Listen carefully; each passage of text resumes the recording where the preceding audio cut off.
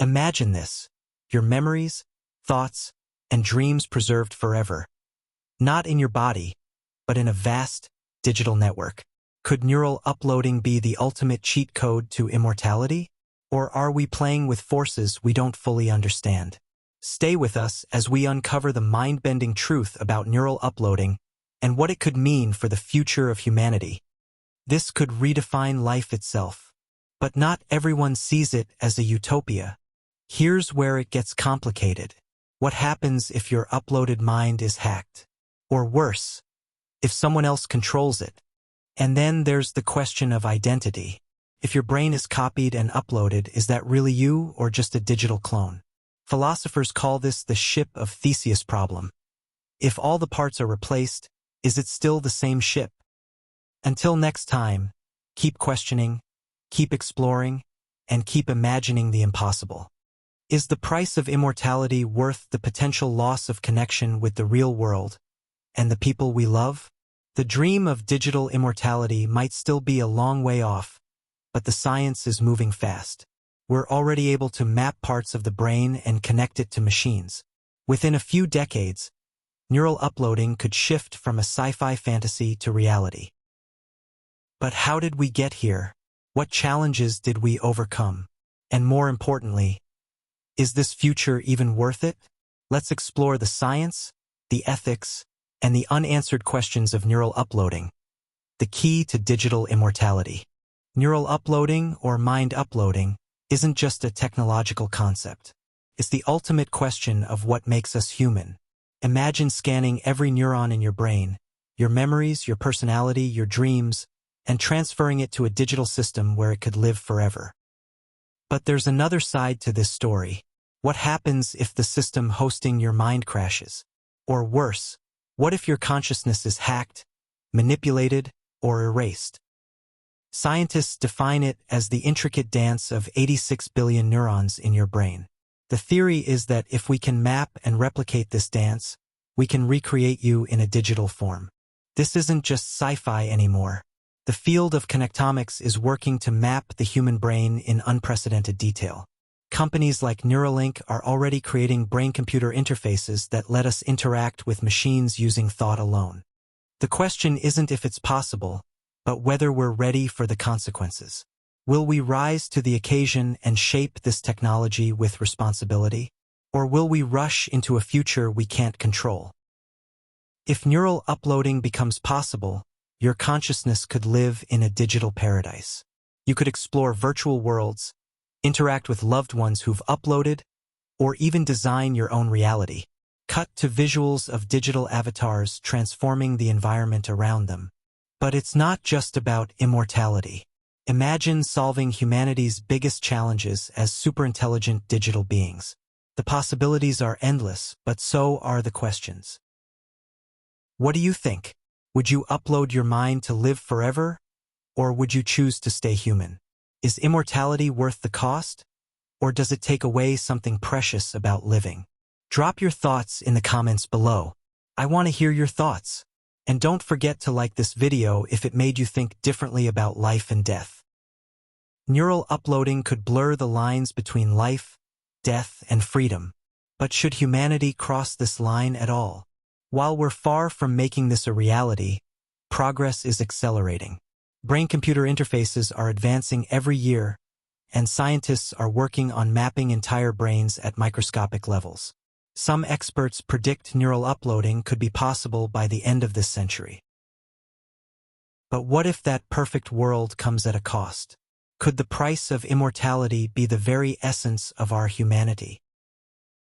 Scientists and futurists are already working on this. Advanced brain scanning technologies like connectomics aim to map the entire brain. Artificial intelligence can simulate neural networks, and quantum computing offers the speed needed to process such massive data. While this sounds like paradise, what happens when technology is hacked or controlled? What happens when your mind, your very identity, is vulnerable to cyber threats? Some fear the consequences of uploading, an endless digital prison where you can never escape, a world where your mind is controlled by external forces, and your memories and thoughts are manipulated by those with the power to do so. Of course, this raises major ethical questions. Who owns your digital self? If your consciousness is uploaded, is it still you, or just a copy? And what happens if hackers gain control of your digital mind? Cut to a montage of debates in futuristic forums. Some argue that neural uploading could create a new form of inequality, where only the wealthy can afford digital immortality. Others fear it might lead to a loss of what makes us human. Imagine using AI and quantum computers to simulate every synapse in your brain. Some researchers believe that within 50 years, we'll have the technology to digitally recreate a functional human mind. But is that really you, or just a perfect copy? If neural uploading becomes real, it could change everything. You could live forever in a virtual utopia of your own design. Want to visit ancient Rome or fly through distant galaxies? No problem.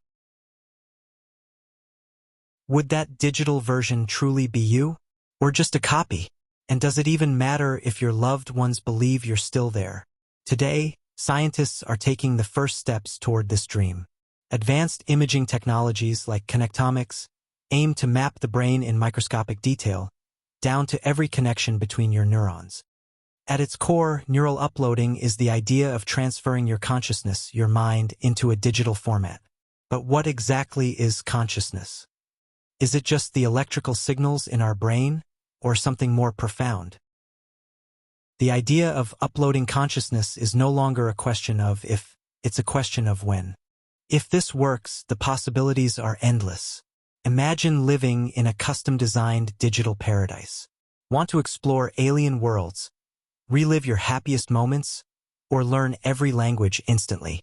Neural uploading could make it possible. The truth is, neural uploading could redefine everything: how we connect, how we grieve, and how we live. So, what about you? Would you upload your mind and live forever in a digital world? Or do you believe that some things should remain mortal? Let's start a conversation. Drop your thoughts in the comments. Then there's the question of identity. If your consciousness is uploaded, but your physical body remains behind, who are you?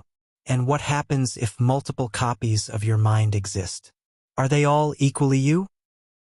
Experts predict that neural uploading could be possible by the end of the 21st century.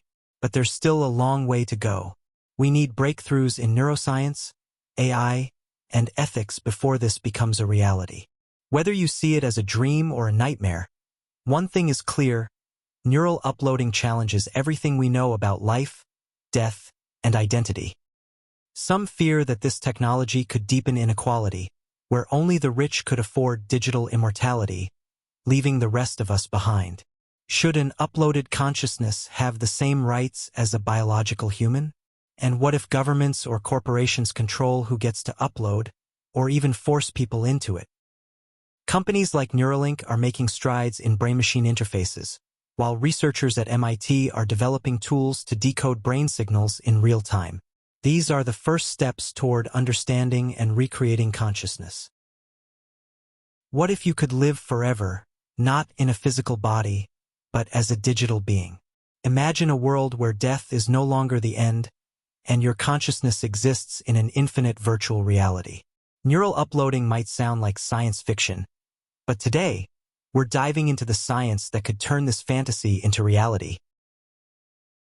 Some worry this could turn into the ultimate form of control, where your thoughts, memories, and freedom are owned by corporations or governments. Are we risking our humanity for immortality? Neural uploading, also known as mind uploading, is the concept of transferring a person's consciousness, everything that makes you, into a digital format. Think of it as copying your brain neuron by neuron into a supercomputer. But how does this work? Imagine living forever in a virtual world of your choosing. No pain, no fear, just endless exploration and possibility. You could relive your best memories or design new ones. You could have the perfect version of yourself, stronger, smarter, and more capable than you ever were in your biological body. Your brain is a network of around 86 billion neurons, each connected by trillions of synapses. Neural uploading would involve mapping all of this, every memory, thought, and emotion, and recreating it digitally.